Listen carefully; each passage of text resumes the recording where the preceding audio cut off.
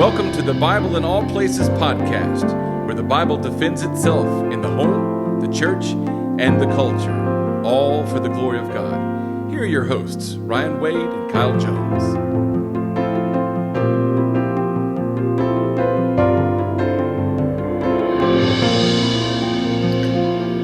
Well, good afternoon. Thank you for joining us for this episode today. Today we are going to be talking about busyness. Kyle, speaking of being busy, it's been over a month since we've done an episode. Holidays, New Year, everything good in the Jones world? Yes, it has been a while. We battled a little sickness through December, and then we had some travel after Christmas, and have been, I guess, the last couple of weeks since the new year, just kind of settling into new routines as things get cranked back up, both in home life and in church life. But yeah, it's great holidays, great time with family and friends, and it was another year full of memories made. So we're glad for that. How about you guys? Yeah, traveling just with family and busy but slower church season holidays are. So just some more unique opportunities that we aren't typically doing. Candlelight, Thanksgiving, meal, those kinds of things. So great time for church and personal family life, those kinds of things to kind of recoup and get started in a new year. So, well, Happy New Year, brother. Glad to be back with you. Today, Happy New Year to you. Well, thank you, brother. Can you tell us a little bit about that hat you're wearing? Yeah, everybody who's a listener of this podcast should already know, but Alyssa and I are... that it's just our family. That's probably true. Yeah. just our moms. It's unfortunate, isn't it? I'm pleased just to get to spend some time talking with you, brother. So that's right. It's like hanging out, but recording it for nobody to listen to. Yeah, so I guess technically not a dad outside of the womb yet, but certainly already am. Alyssa is, this week she'll be 18 weeks. And man, just thrilled to have a little one on the way. So yeah, what a huge answer to prayer. Oh man, yeah. So yeah, I appreciate you mentioning that. So today we talk about busyness. We live in a busy world. In fact, just this past week, I was on a kind of an errand running day, and there were 3 or 4 consecutive places that I went and run into different people that you know in a small town, much like there in Magnolia. Mm-hmm. And people you see, occasionally, people you hadn't seen in a long time, and you throw out the same old question. How you been? How are things going? What are you up to? And legitimately, all 4 times that I ran, different people within like an hour or 2 hours of running errands, I got the same exact answer. Man, I'm just busy, trying to keep up, trying to stay ahead. There was this sense of overwhelmed with the busyness of life. And so we want to talk about busyness today. Kyle, would you kind of just lay a biblical foundation for kind of where we want to start this episode? Because we do want to remember that when we talk about any aspect of life, the point of this podcast is that we would speak to what the Bible says in all areas of life. And some of those places will be chapter and verse. Some of those topics will not be chapter and verse, but rather a biblical, theological, systematic approach to a certain topic. And those are actually probably the harder areas to kind of develop some convictions on. And so, why don't you lay a foundation for us where we want to start? Yeah, I appreciate that. I think you're right. One of the areas that I think we should start in the scriptures is, and this seems to be the answer for so many different things, but if you'll just go back to Genesis 1, and you'll see there the account of creation and God creating all things, literally all things. And the sun, the moon, the stars are created for light and darkness, for daytime and nighttime, for seasons and changing times, not only in a 24-hour period, but across weeks and months and years. And you see there that even in creation, God has wired into the world and into the universe. He's wired into it an order to things, and routine. One of the things we might say is that you can count on that person, like the sun rising every day. It's like there's a routine to it, and we understand that. But then you look at God creating man, and He sets man. He creates man outside the garden. He creates him, breathes life into his nostrils, and then He gives him the command to work and keep. And He takes him and He puts him into the garden. And then He says it's not good for man to be alone, and so He creates a woman to be a helpmeet in working and keeping. And together, we see in Genesis 1:27-28 that God created man, male and female, in His own image, and He gave them the command to be fruitful and multiply, to subdue creation, to exercise dominion over the earth. And so there's work to be done pre-fall. Pre-fall, there's work to be done. We've covered that in other podcasts, so I don't want to spend as much time on that. But we understand that being fruitful and multiplying, subduing the earth, exercising dominion, whether as workers and keepers or as helpmeets to working and keeping, which requires its own working and keeping as well. But that's going to make us busy, right? And so God has also wired us in such a way that we are like Him, but we are not Him. We need rest, right? And so at the end of a day, or as the sun, sets in the sky and nighttime falls, our bodies long for rest, under a normal pattern. If you're working a graveyard shift, you may have this mixed up, right? But you're looking for rest. You need sleep. And then God created a Sabbath day. On the seventh day, He rested from His own work. Not that God takes days off or is never not in charge of things, right? Never not overseeing and working in that sense. But He created a day of rest. And so that's built into our week as Christians, the Lord's Day now, according to, New Testament patterns, New Testament worship taking place on the first day of the week, Sunday, as a way to celebrate our risen Lord. So we call this the Lord's Day. We worship on the Lord's Day. Should be a day of rest. So we're created for both busyness and rest. And I think you just have to start with creation to say, you know what? Life is going to be busy. We are going to be doing things.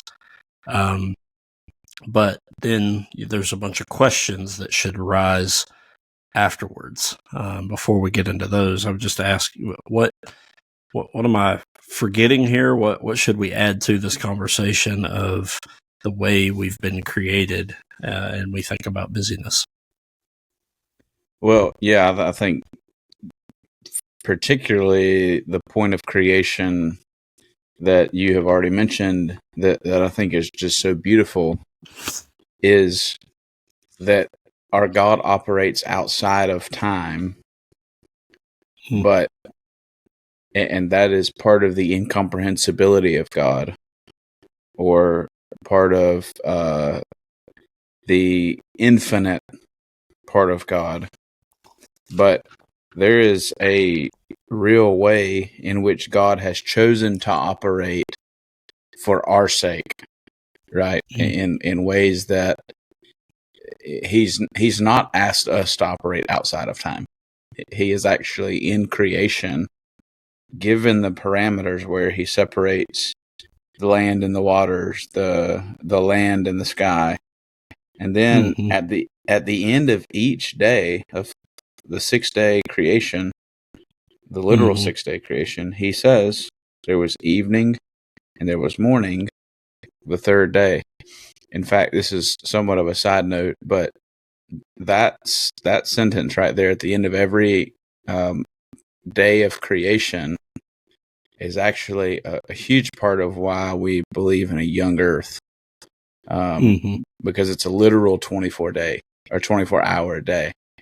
And I do think there's something there that we should cling to in this topic of God existing and calling us to operate in a certain manner inside of real time, in seconds and minutes and hours and days and weeks and months and years, in seasons, to your point.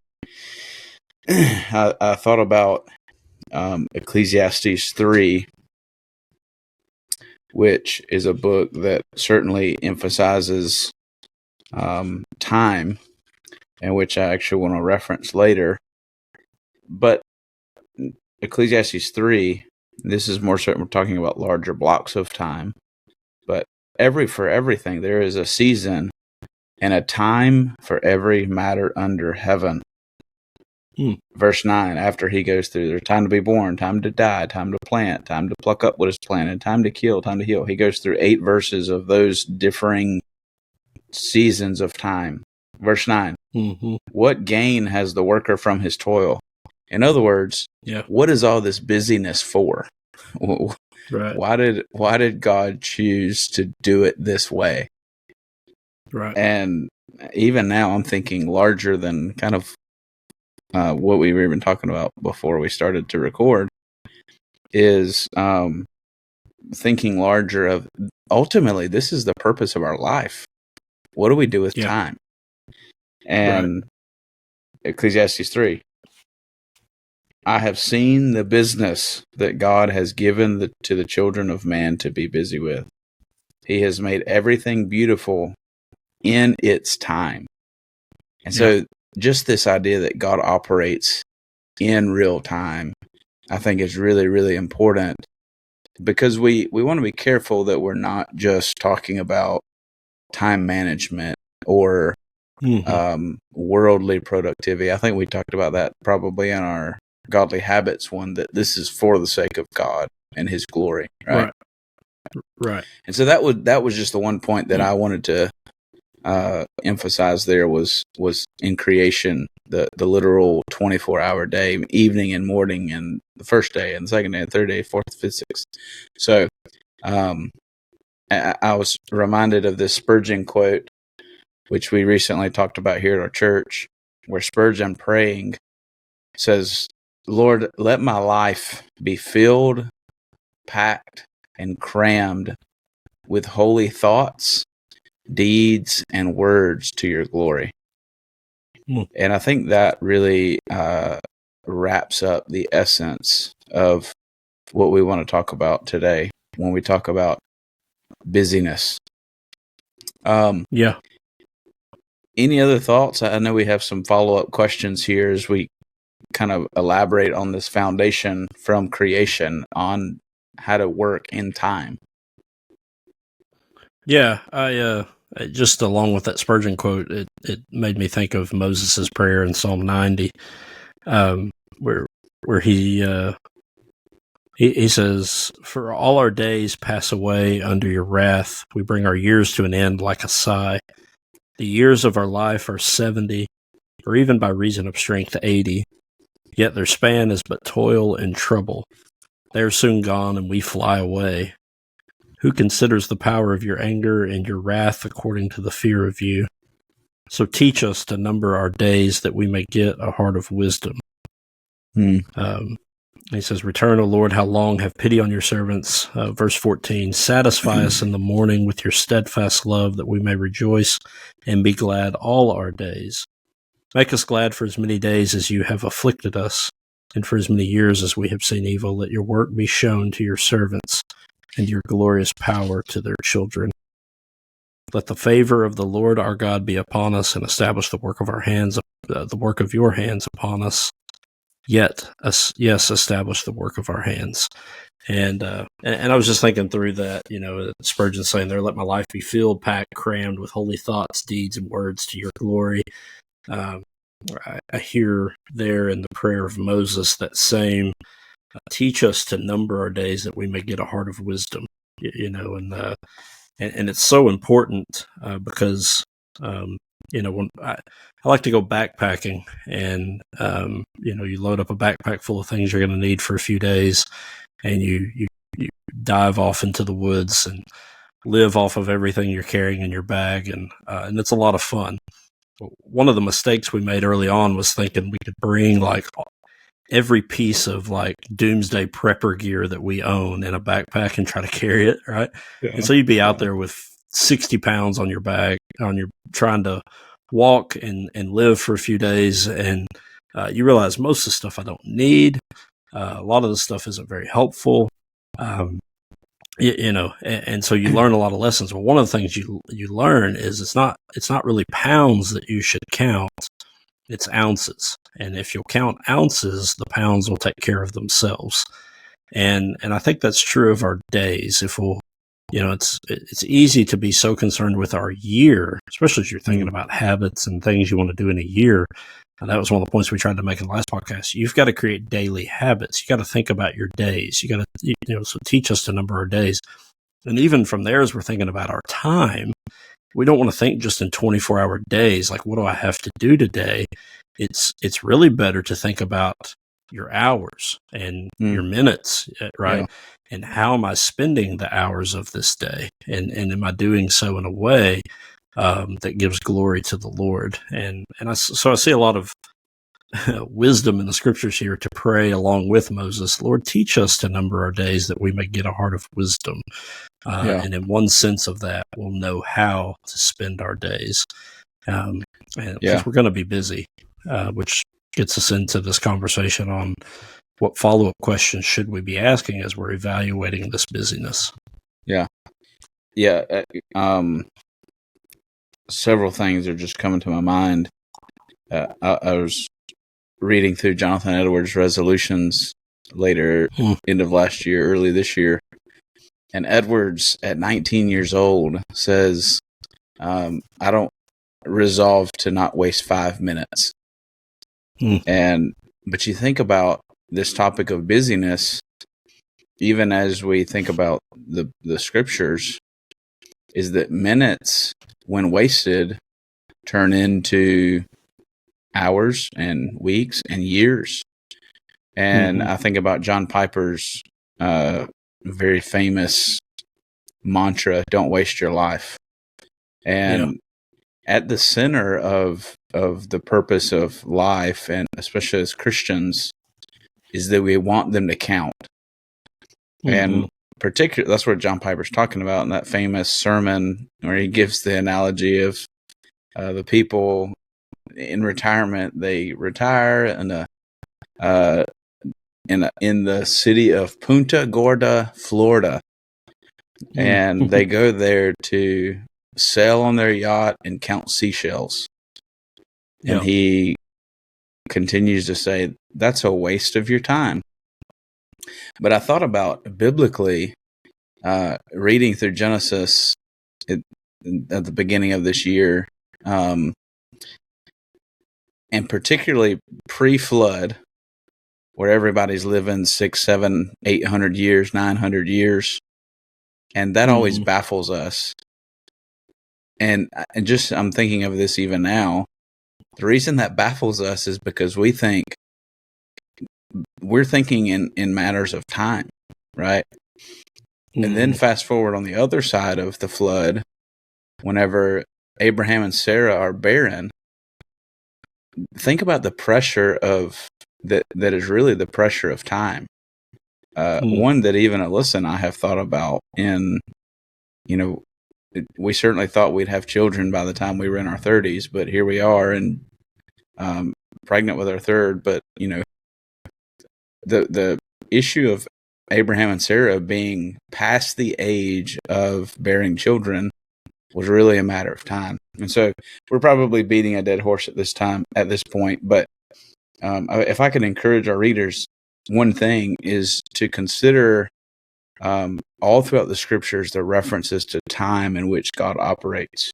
I think about Psalm 1. The righteous person delights in the law of the Lord, and on his law he meditates day and night. Still a reference to time there. Okay, we've beat a dead horse. In some ways, and one more final whack at the horse. One more kick. It's important to note there that your time is a gift from the Lord. Yeah, He's allotted your days. He's determined the number of your days. You think, and so it's important for us to want to spend those days well, because we're going to give an account to the Master one day for how we use that which He gave us. Not just your talent, not just your treasure, but the time that He gave you as well. And so, I think the horse is dead now, so let's proceed. But it's important to think about time as stewardship, is the point I'm trying to make. Yeah. Oh, absolutely. It's not ours, right? It belongs to the Lord. So, Well, I think some of the follow-up questions that come to mind naturally are, okay, we want our life to count, but how do we know what counts? Why is counting seashells in retirement not worth it to John Piper? So how are we tempted to be wrongfully busy in our day? Because we're not advocating to not be busy, right? We're not advocating go home, sit on your hands, and do nothing. That's laziness, right? We don't want that. Right. So what are we to be busy with? Or let me ask the question again, sorry. How are we tempted to be wrongfully busy in our day? Yeah. I'll continue with the seashells example, right? Piper didn't say, and the scriptures wouldn't teach this either, that it's wrong for you to enjoy a vacation and in which on your vacation or on your travels, you decide, I'm going to spend some time counting seashells. I'm going to collect seashells, right? But this couple in particular, in his example, wants to give the whole rest of their retirement years. You just think about what glorious years those can be in the life of someone, right? Typically, Lord willing, you're in grandparent years, right? Now you're getting to invest not only in your children, but potentially grandchildren. You're in the time of life where you can be investing in young families in your church. So you don't have children or you don't have grandchildren. You've got time now to give to young men and young women, in a Titus 2 idea here toward discipleship, right? So there's, that's not to say you can't love your wife enough to go on a vacation, right? So we're tempted, I think, to wrongfully become busy if the busyness is about building our own kingdom. If the busyness is only about self-gratification in a way that we're gratifying the desires of our own flesh, right? We're living according to the desires of our stomach, essentially. And that's where it's a wrongful busyness. And I'll stop there because I think the next question, and you may have something you want to add to that. Go ahead. Sorry. No, I was going to lead us into the next question, but I think you're talking principally about in all reality, and I hope this is extremely freeing for anyone who hears this, because this is for me, we can really do anything we want to unless the scriptures forbid it, to the glory of God, right? Mm-hmm. When we can collect seashells to the glory of God. We have the liberty to do that. God has created us uniquely with certain desires and treasures in our hearts, right? So we're not saying on this podcast, hey, here's a list of what you can do and what you should be busy with, and here's what you shouldn't do necessarily. We're talking principally about how to handle the yeses and nos of busyness in this life. So next question you were going to ask. Yeah. So, as we think about what should we be aware of, how are we tempted to be wrongfully busy? What are some things that are worth being busy with? What are some things we can give ourselves to? Well, again, these are just categories in my mind that I think of as the scriptures speak to, particularly this passage in Ecclesiastes is what I wanted to reference. Ecclesiastes 3, verse 11. He has made everything beautiful in its time. Also, this is God, he has put into man's heart eternity into man's heart, yet so that he cannot find out what God has done from the beginning to the end. Here it is. I perceive that there is nothing better for them than to be joyful and to do good as long as they live. Also, that everyone should eat and drink and take pleasure in all his toil. This is God's gift to man. Yeah, so, amen. When I think about that kind of foundation, I certainly think about things that are of eternity. There certainly is a contrast in the scriptures. Seek first the kingdom of God, right? Right. There's a priority of seeking first the kingdom. Yeah. So we ought to. What's the hymn? I think it's "Oh, for 1,000 tongues to sing." There's a line in there that says, "Have done with lesser things," and I think that ought to be something we really live by. Is we ought to prioritize the things of eternity. What are those things? The scriptures, Bible reading, prayer, meditation, church, the very things that many Christians hate and seem legalistic. Those are the things in which God has given us to seek first the kingdom, to lift our eyes to the hills where our help comes from. So I think about those spiritual disciplines and those kinds of things. I certainly think family should be a worthy thing that we give our time to. Right. I think, and Kyle, admittedly, I'm trying to figure this out, this aspect, but there ought to be some earthly things that we enjoy that we give our time to. That there's a real aspect of rest, because if busyness, a lot of times people have thought about their time in a work life balance. And I think a more appropriate way to think about that would be a work rest balance. And maybe we have talked about that before on here. Maybe my influence comes from you on that understanding. But so those are three topics that, and I know I'm probably missing some, but you see there in Ecclesiastes, and as a young Christian, I used to always think, this idea of eating and drinking to the glory of God, really? I mean, Paul says that whatever you do in word or deed, do it to the glory of God, whether you eat or drink. I just thought, what is he talking about? Is he talking about just generally like do it all? And no, I really do think he's talking about in everything, that your every aspect of life can be filled with doing things for the glory of God, being busy for the glory of God. So those are things that come to mind for me. Yeah. But what would you add to that?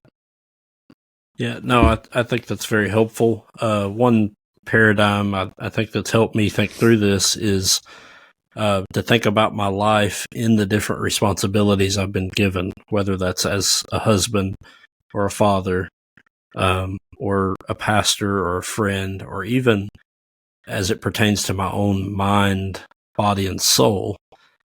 What things should I give myself to in those areas? Because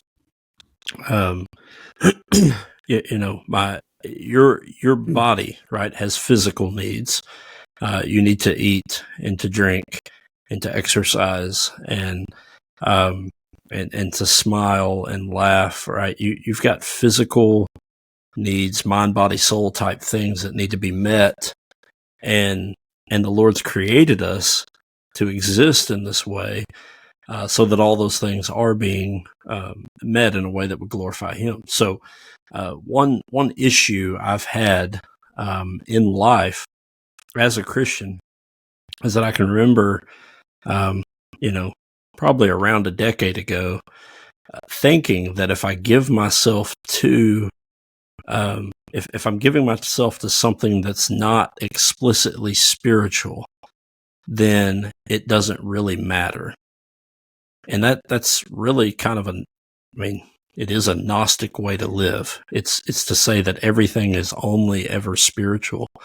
But it's physical too, and there's real physical needs. My kids, I got on the floor yesterday and just had a tickle fight with Bear and Haddon earlier in the day, and then Wells was gone.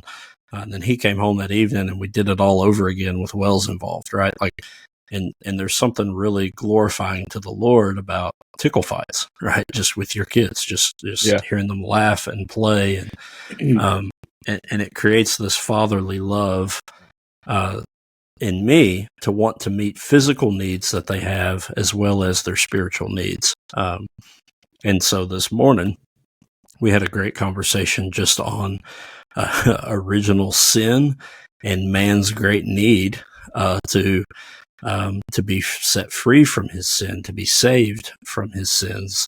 And really great conversation with good questions from Wells and Bear both on those things. And so I think that that in a 24-hour period kind of encapsulates the way we should think about life.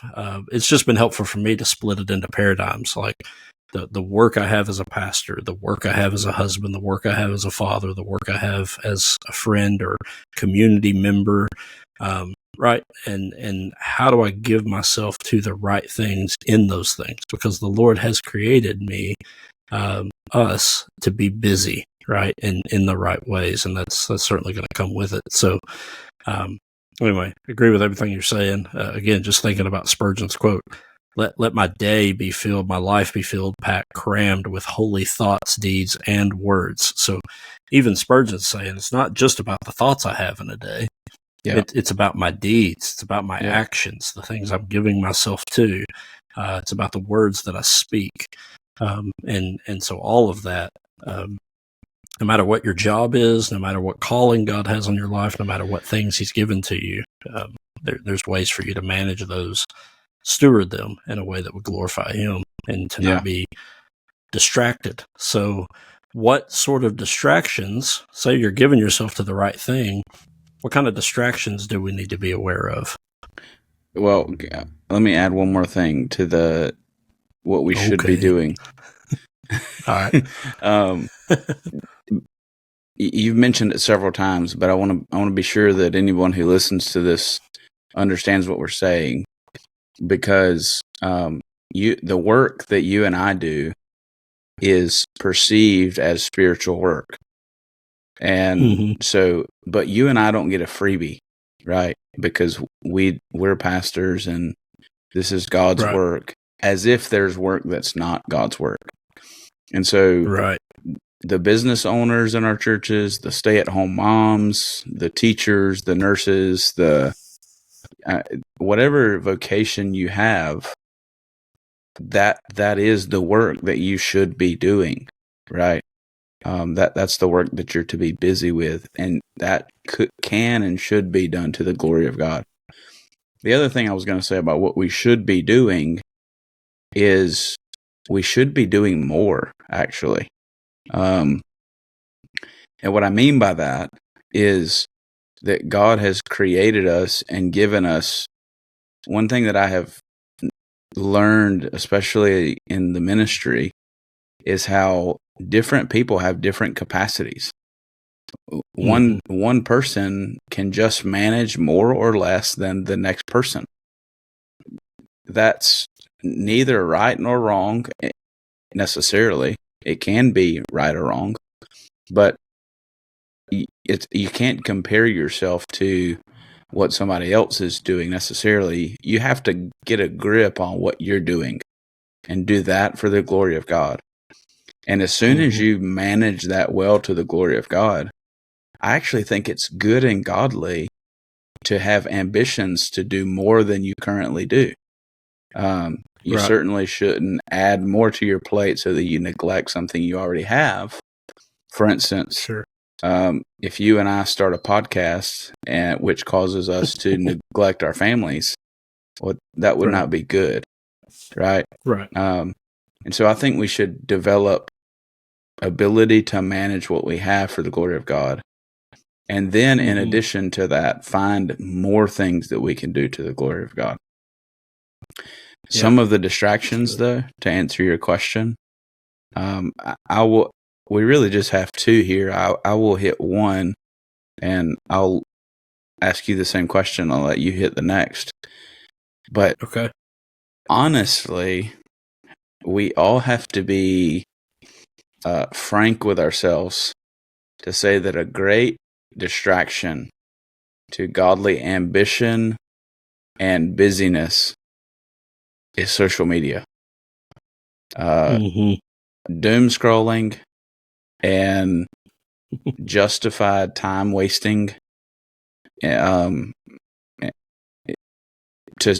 veg out and be aimless in our thinking whenever we're on social media. I just think about Psalm 90 that you reference. Moses' prayer is, to God in heaven, teach us to number our days. I don't know how we can ask God to teach us wisdom in numbering our days and spend hours a week on social media. I don't think it's honoring to the Lord. Now, I'm not advocating that everybody has to get off of social media and boycott social media. That's not what I'm advocating for. I'm talking about managing what we have. So that's a major distraction to busyness or creating the wrong kind of busyness when really we have other valuable things that we could give our time to. Yeah. Yeah. And the interesting thing about like social media is, I've seen this in my own life, is it provides, it's an information highway. And so you feel somewhat connected to all these different things that are going on. And so there's this constant download of information. And then you have people whose lives you are actually interested in. So it's not just the national media type stuff, but it's, your Facebook friends. And so you're invested in that. But there's this, I think doom scrolling in particular it's a great term. But there's this constant it's a dopamine hit, right? It's a dopamine drip, really. It's like being hooked to an IV, and it's just dripping this dopamine. And so what you find is that your mind becomes muddied by it all. You feel tired and sleepy and not clear-headed. And then you convince yourself that, well, really what I need is to just continue to lay here and doom scroll. And it's a terrible thing. I have fallen into its trap many times in my life. Same. But I as I learned kind of, these companies aren't stupid. And so as you learn what it is they're doing, they're trying to create addicts essentially. It does become a massive distraction. To your point, it's this major distraction to the things we ought to really be giving our life to. And again, I think it was Piper who said one great purpose for social media will be at the end of all things, when we're asked, what did you do with your life? How much time were you able to give to Bible reading and prayer and that sort of thing? It's going to be a reminder that we had so much more time available than we thought we did, that we wasted a lot of time. And so it's a convicting thing to think about that. So I thought too about, I was listening to Joel Beakey the other day, and an extremely busy man with the things of the Lord. And he mentioned two things that I thought was very inspiring. And again, not that I would bind anyone's conscience to this nor my own, but it's an admirable thing for him to do and something for us to learn from.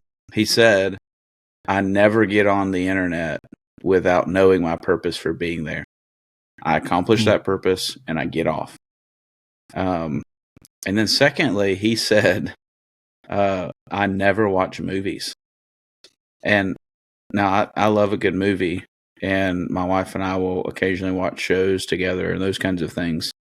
But particularly, I thought it was inspiring because it gave a parameter for not necessarily if you should, but what you should be doing when you're watching things. Because he said, I've got enough sin in my own heart, and it's rare to find a TV show that doesn't have a sin involved in it, and I just don't need that. And I thought, yeah, I agree. Again, not to bind mine or anyone else's conscience to that, but certainly something to chew on. So what would you say about the other distraction? Yeah, so we had mentioned apathy, right? There's a way, that you can, you could even be, so take your responsibilities as a dad, right? You can be a dad in the right way and give yourself to those things, but you can do it with apathy. So you might give yourself to your job and to provision and think, man, the job is complete now because there's a roof over my kids' heads, there's clothes on their back, there's food on the table, I have provided, right? And you can just let that. And then you can be very apathetic about the other needs that they have, their spiritual needs, other physical needs, just your care and your love, the emotional needs that kids have that they need from their father. And you can become very apathetic. So apathy is one of those distractions, I think, in that we can be apathetic about the things that we are doing or should be doing, that we're giving ourselves to.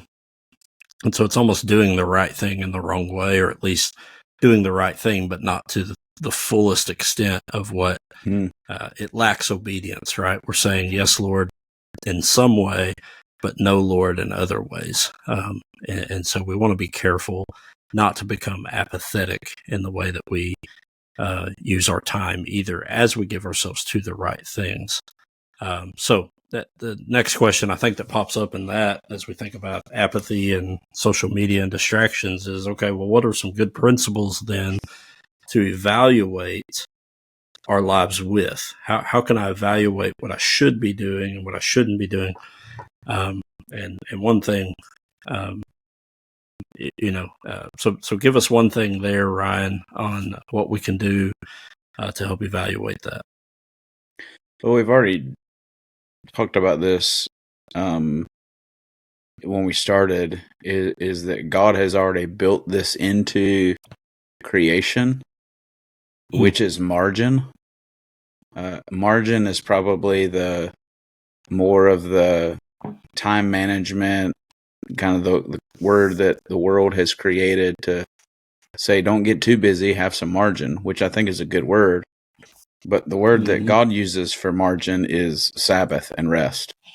And so God has already established that in his creation, that He is God and we are not. We have limitations and He does not. Yet He has called us and set a great example for us to be like Him in that we rest. We rest in two ways. We rest, as you have already mentioned, on the Sabbath or on the Lord's Day.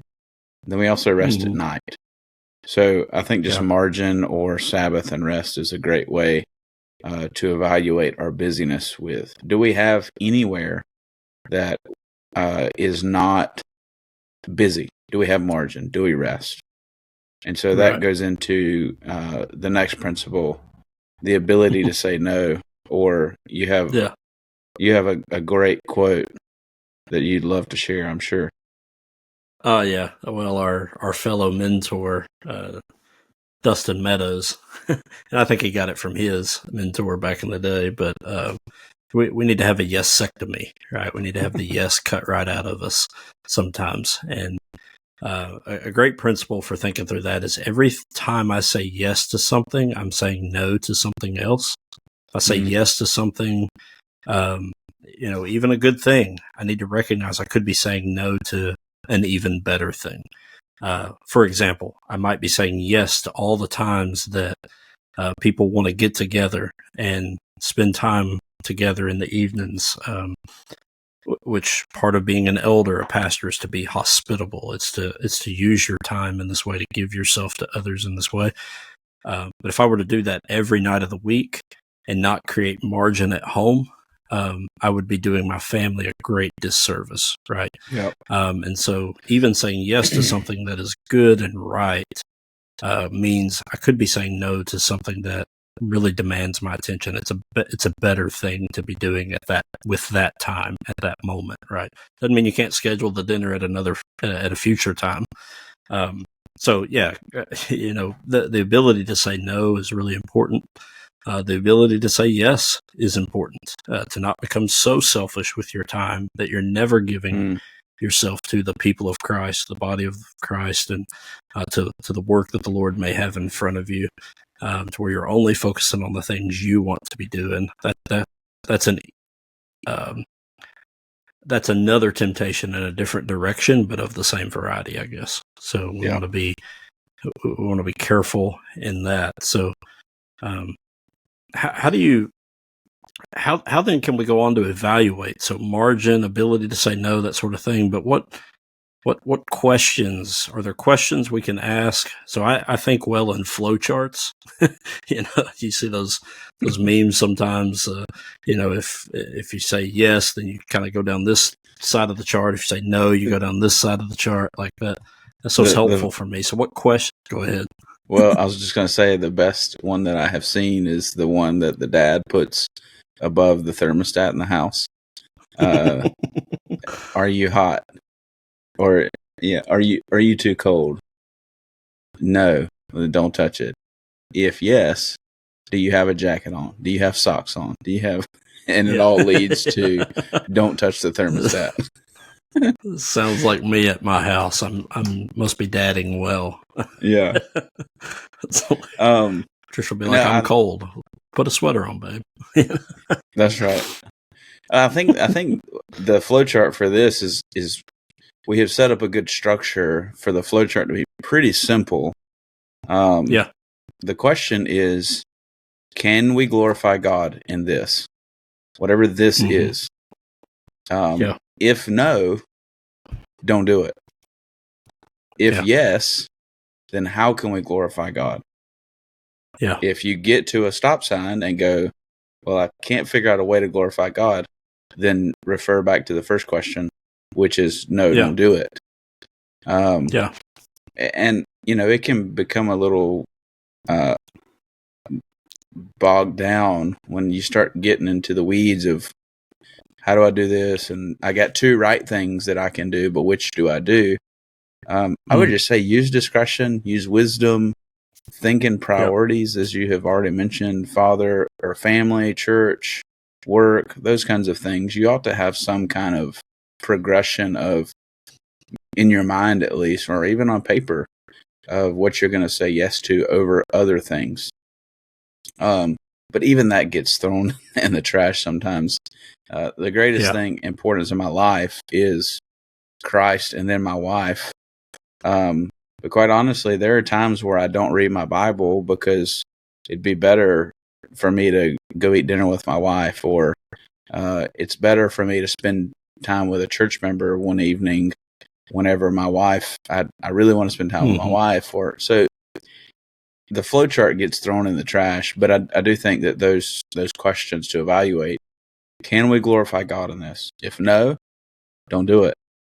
If yes, then how can we glorify God in this? And then trying to think about how to bring it all to fruition in, as Spurgeon says, that our life will be filled, packed, and crammed with holy thoughts, deeds, and words for the glory of God. So, speaking of busyness, Kyle, why don't you land the plane for us here, and let's stop wasting people's time, because they got some things to get busy with. Yeah, they got stuff to do. All right, so one just clarification there on what you were getting at between the dichotomy, so to speak, of reading my Bible or spending time with my wife.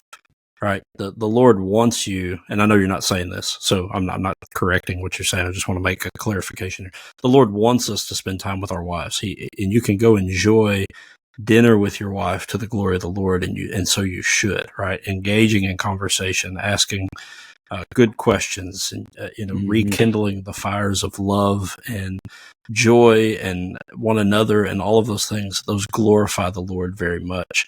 And so there's lots of things you can go do for the glory of God. We love baseball in our family. All three of our boys love baseball, play baseball. It fills the schedule up very, very quickly. But one of the things we've determined as a family, and it's not just because I'm a pastor, is that we're not going to play baseball on Sundays, right? We're not going to be a part of, because we want to be in church with our church family, serving the Lord. So can you play baseball to the glory of God? Yes. Does it glorify God to miss 8 to 10 Sundays a spring playing baseball? No, I don't think it does. I think you send the wrong message to your children. You're discipling them in the wrong direction.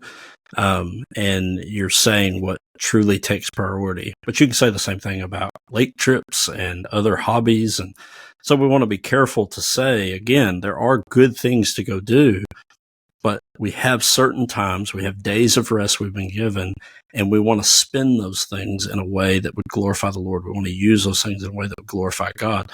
And so all that said, what we're saying is, the way Paul words in Ephesians 5 came to mind earlier, Ryan, and I wanted to share it here kind of at the end of this.